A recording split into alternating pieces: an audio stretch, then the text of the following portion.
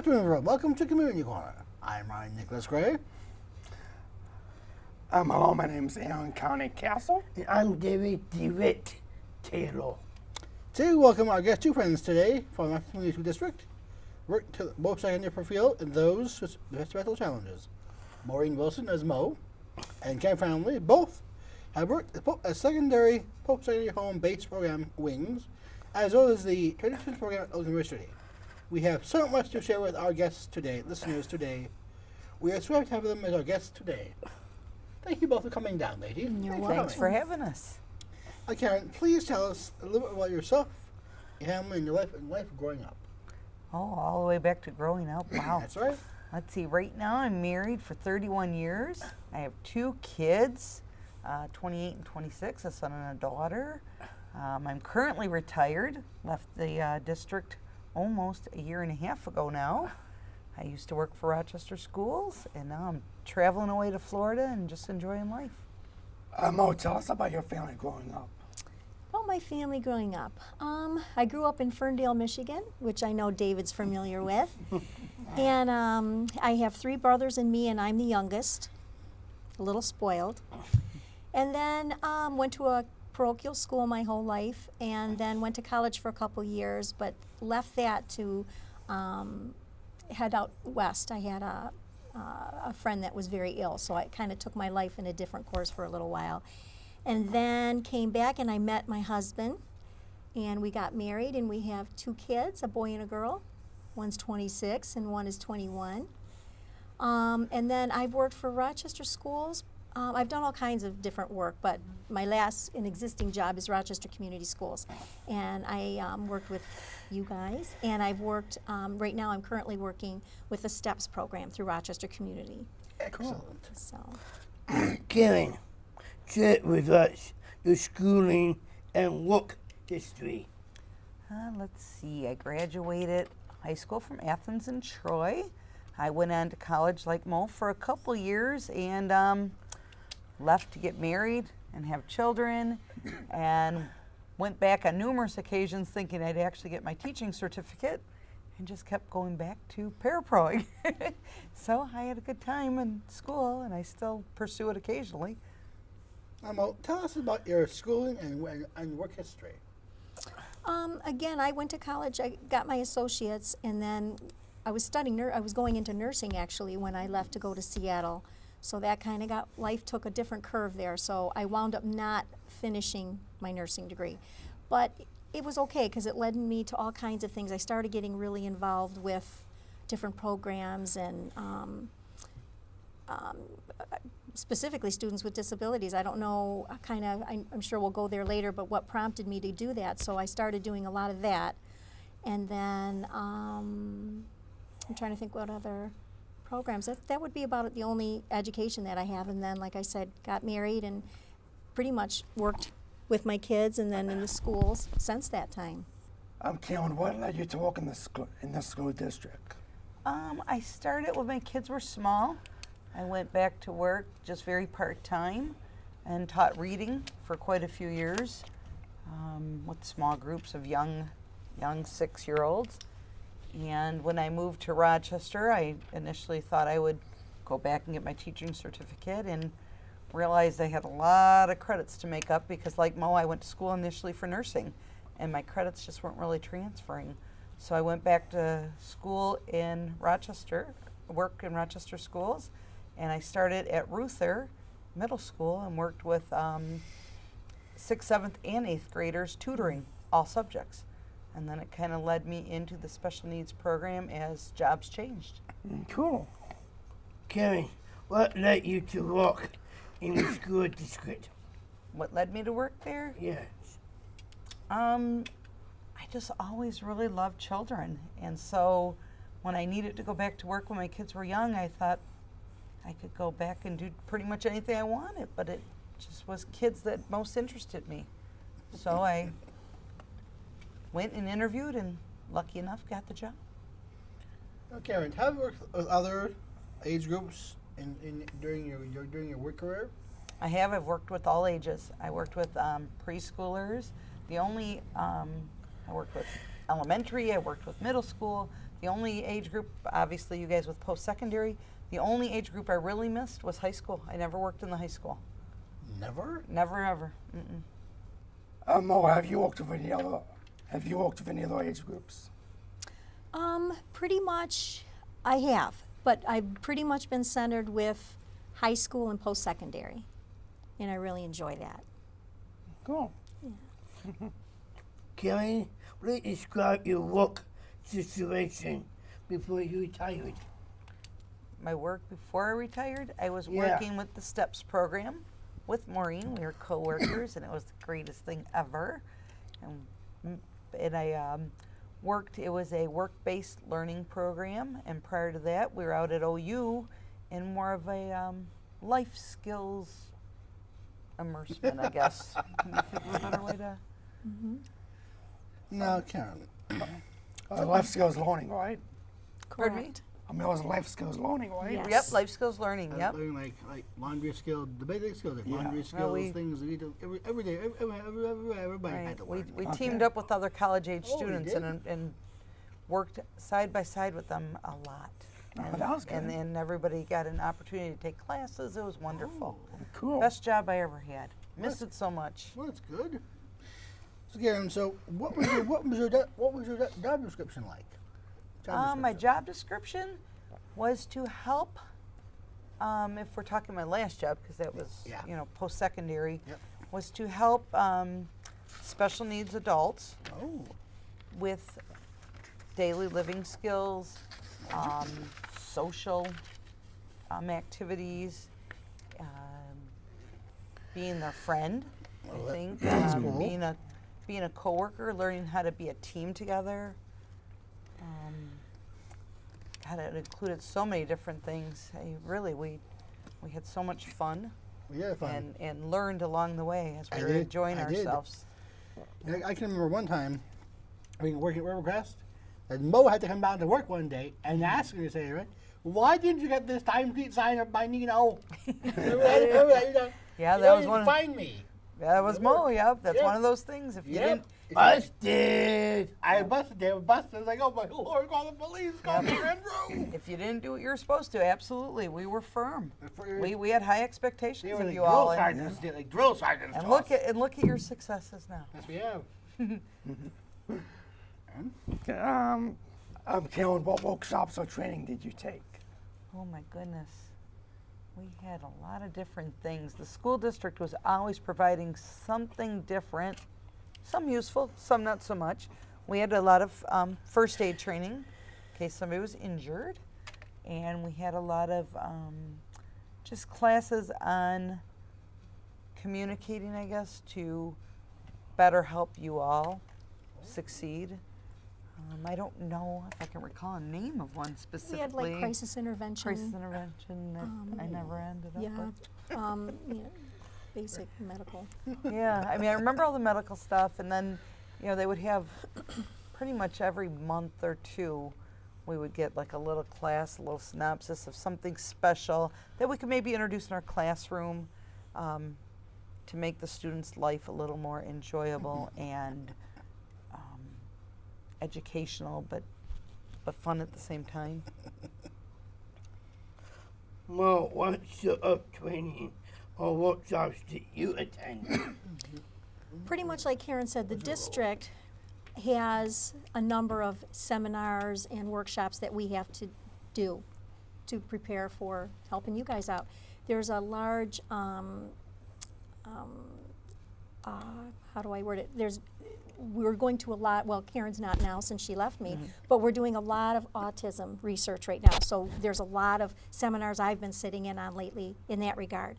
So basically medical, personal things how we can help with personal issues. So there's a lot of things that they have for us, which I love that because I think it's very helpful. So the more we can learn and understand, the more we can help you. So I really enjoy when they have different programs and classes that we can take to better help, because they're learning all the time new things how to help people with disabilities, especially specific disabilities, and I really like that because we can zero in a little bit better and help out more.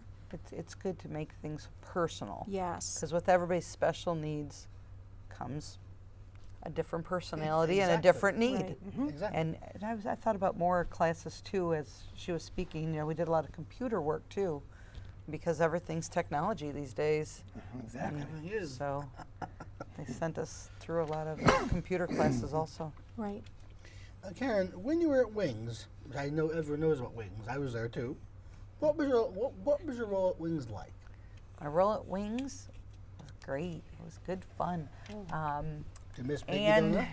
And it was hard work though too. Wings was a Hard? difficult job. There was a lot of different disabilities there that required very one-on-one care, Well, you did. and there was a lot more medical and personal needs in that job, and it was taxing on your body, mentally.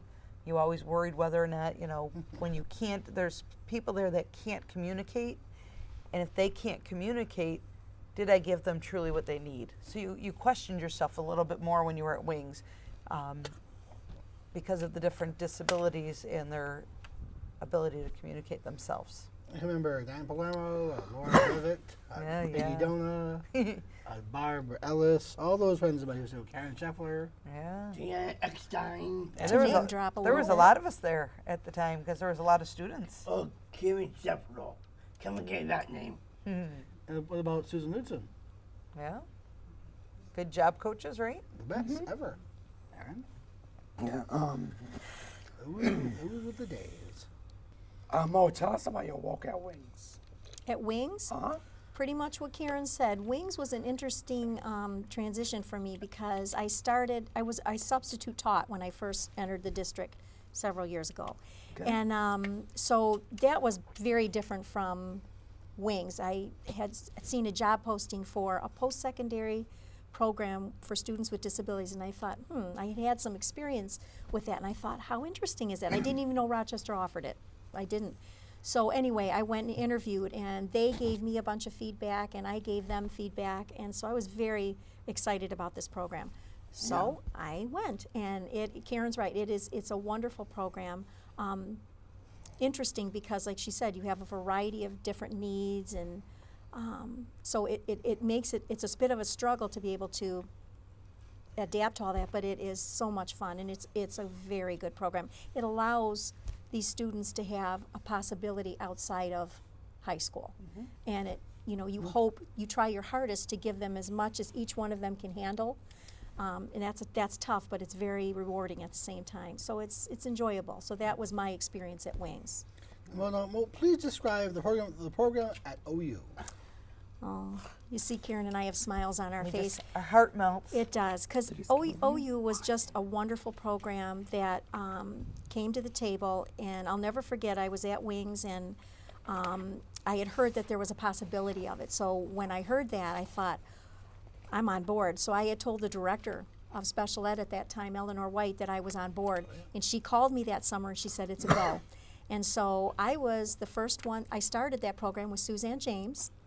And then the following year, Karen came on board, and another teacher. Suzanne left to go to the high school, and we had Bryn Lawrence, who was the teacher there. So OU was just a wonderful experience because, in my opinion, for you guys to be able to have that experience, you are college-age students who should have that experience. We had the exercise piece, we had the educational piece, we had certainly the fun piece, we had the mentors. That's right. Everything was at your disposal at that school. So it was just the most wonderful program. I'm so glad that you and David were able to be a part of that, because Of course. I think you have fond memories of it. And unfortunately, it didn't last. But while it was there, I think there was so much to offer there. I can't think of a better environment for you guys to be in. So He's made a table of something. I think it was an honor I do too. to be Yeah. with you. And two, we were 'cause very lucky. There's not too many programs like it. there weren't. And so I think we were blessed to have a program, and it's certainly a teacher like Bryn to head it up, because it was a very good program. miss I miss it. I do. We miss Bryn too. That's Yeah. Miss funny. Bryn. Karen, please describe the program at OU and your experience. My experience is similar to Mo's, just fantastic. I cannot say one negative thing about Oakland University. The university opened their arms and were very gracious, gave us space, gave us the ability to venture on their campus with very unique individuals that that all needed attention but also needed that friendship and that camaraderie of people their own age. You know, I know you guys benefited tremendously from not having to always sit with Maureen or myself or even Bryn, even though Bryn was your age, but having to have that teacher always there on your side. Nice to be able to have, I don't know where else you get so much freedoms to experience life. And then the wonderful mentors. Yeah. That was another wonderful piece. I mean, Dave, we would see you at the radio station, and you'd be on campus, and you would just, hey, Brian, you know, it was just a wonderful atmosphere to be at.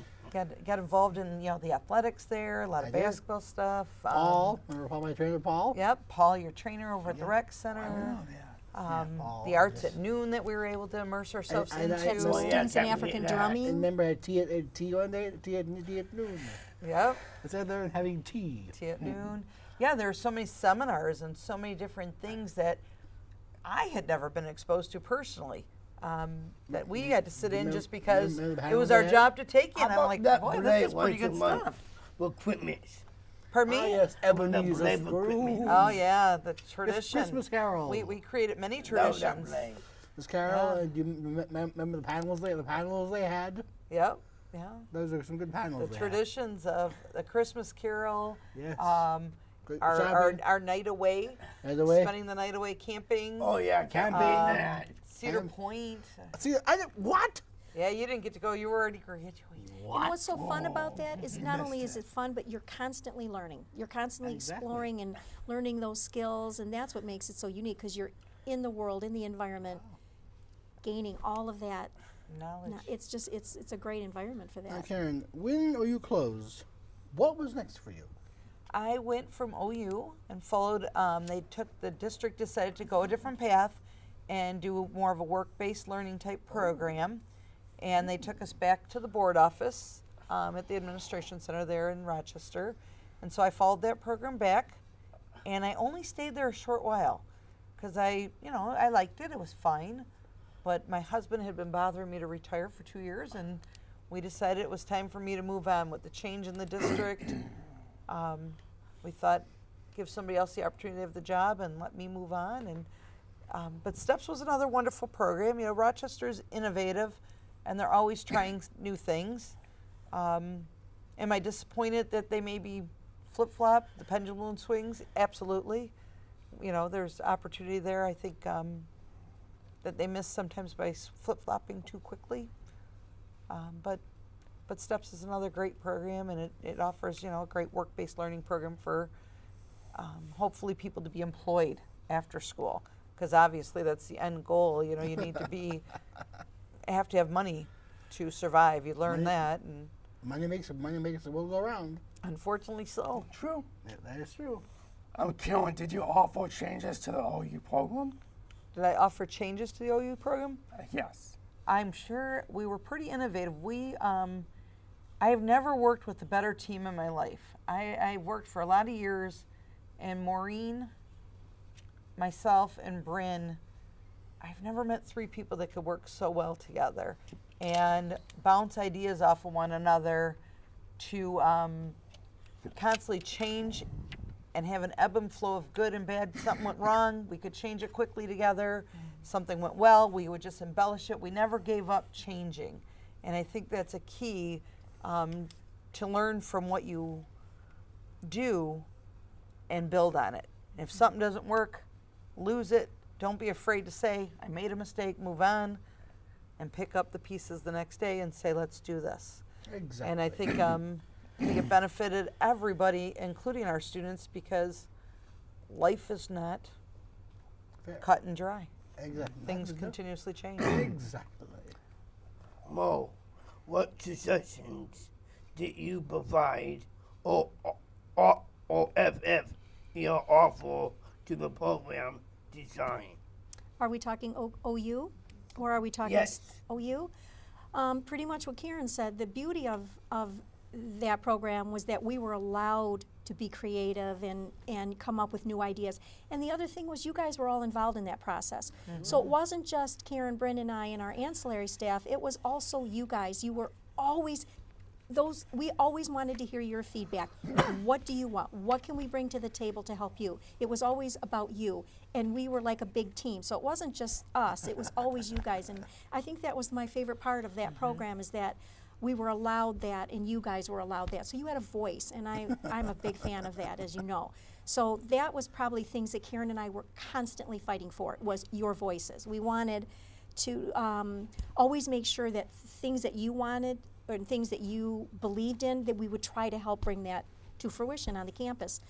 It's hard sometimes because you're so restricted with the politics, but that was probably the biggest thing I would say that Karen and I and Bryn would try to bring to the table, is that your voice was heard, and we would try to bring those things to the campus. So if there's anything I think we feel proud of, it would be that we tried really hard to do So that. Mo and Karen, Mo, do you still keep in touch with your former students? Yes, we do. You better. Yes, we're very involved, actually. Yeah. Well, like you said, you develop lifetime relationships, and I hope we know keep these those two in my forever. life. I know Well, we both of feel them. like, I think the biggest thing from post-secondary education for Maureen and I and many others is that you realize you're no longer just our students. You Right. become our friends and our colleagues, Yes, we have. and that's huge. Yes, You're- we have. You know, we're there to provide a service to you, And we do but you keep give it. back equally, and those friendships then carry on. Exactly. That's good. Mo, when all you closed, what was next? The STEPS program. The STEPS program. Yes, and there was a large influx of functional students coming in from the high schools, so we wanted very much to find more work-based learning programs for them. Okay. So it's not just work-based learning, though, which is a big part of what we do now, but it's also life skills, community skills, independent living. And we work, those are primarily it's not educational as much as, reading, writing, arithmetic. It's more independent living, budgeting, nutrition, exercise, those sorts of things, and then certainly the work-based learning, because our goal is to get everybody who wants to work and get paid a job. So that's our main focus with our new program. So it is a very good program. Okay. We're having some pretty good successes. Yeah, that's cool. Yeah. Karen, do you continue now to have Okay, after any that, I got a little connection question. with your post-secondary students? Yes, I do. I talked to many of them on the phone. In fact, a blast from the past I just heard from was Gilvan.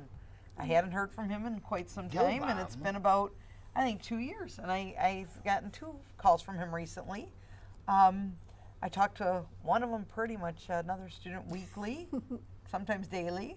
If anybody calls me, I typically try and work on our skills. I might not always answer your question or answer your phone call, but I say, leave a message. If you leave a message, I'll call you back. and I love that, because that's part of what we tried to teach. You can't just make a phone call and just not say anything on the other line. So I love to talk to my students, and I'd like to get together with them. And You too. Yeah. Do you have any success stories?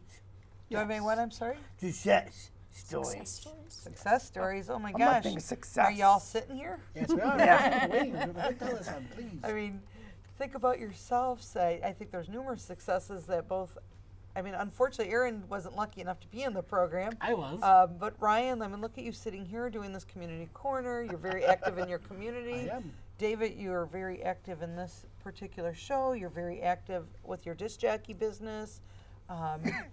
There's many accolades you guys have won. There's numerous other students also that have done well. Just the fact that you live in your own apartment, that George lives in his own apartment. Exactly. Those are fantastic successes. I can't, be prouder to know that you're on Well, the David, would you please close My our pleasure, please Mr. Gray. close our show? What a treat to have you both visit with us today and share your experiences with those students with disabilities and how you guided and supported them to work hard to gain skills and to achieve the highest potential. You both express such care and tenderness in your roles. Your humor is a major plus to it. Much appreciation to you both for your support and your friendship, and we all love you. Great package. DeWitt, thank you for watching ONTV. My two friends are I'm Miami County Council. You've been watching CMN/ONTV. That's right, watching ONTV. Bye. До свидания.